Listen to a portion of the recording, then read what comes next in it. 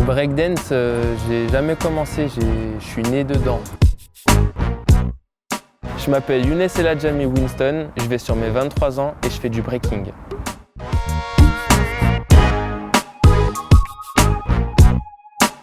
Je suis issu de parents danseurs, donc depuis tout petit, depuis bébé, je suis dans le milieu de la danse et quand on a un parent danseur, directement on a envie de danser. Et c'est venu naturellement, j'ai continué comme ça et j'ai continué juste à danser avec lui et tout seul.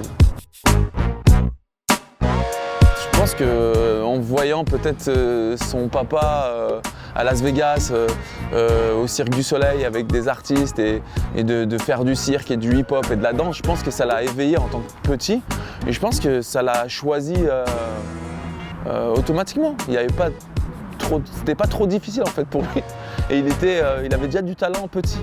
Il avait déjà cette facilité à écouter la musique, à danser sur la musique, puisque c'est pas évident. Et je pense que ouais, il n'a pas choisi en fait, c'est le métier qu'il a choisi. J'ai vu certaines personnes, dont mon père, dont les Pokémon Crew, dont plusieurs personnes à l'Opéra de Lyon, mais j'étais encore petit donc j'avais pas cette vision que j'ai maintenant. Nous les Français, avant, à l'époque de mon père, c'était les power moves. On était très forts en tout ce qui était mouvement très impressionnant, mais ça a changé. Maintenant, c'est plus trop ça. Le break, il a évolué. Maintenant, je dirais que ça dépend que de chaque danseur français. Ce qui est bien en France, c'est que on a la force et on essaye de donner le meilleur de nous-mêmes pour représenter notre pays.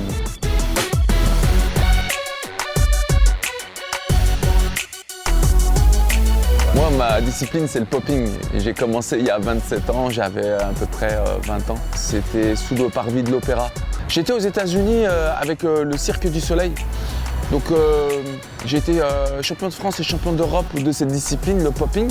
Le spectacle s'appelle Les Beatles Love, c'était sur Las Vegas. Et j'ai fait 2000 représentations dans ce spectacle-là à Las Vegas.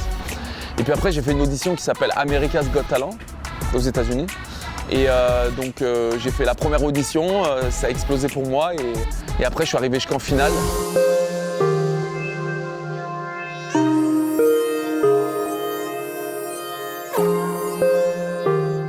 Depuis qu'il y a les Jeux Olympiques, le breakdance c'est beaucoup plus populaire, on va dire. Je pense qu'après les Jeux Olympiques, je pense que tout le monde va vouloir danser, tout le monde va vouloir s'y mettre un moment à l'autre.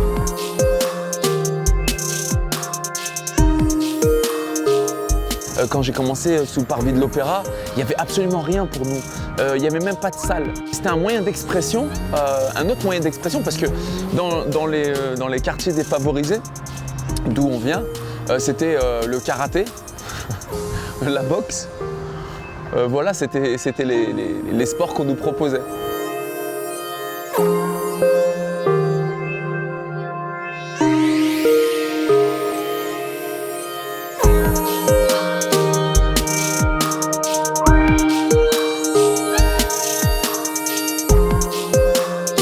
Breakdance, le hip-hop en général, c'est un art, c'est artistique et c'est un sport à la fois.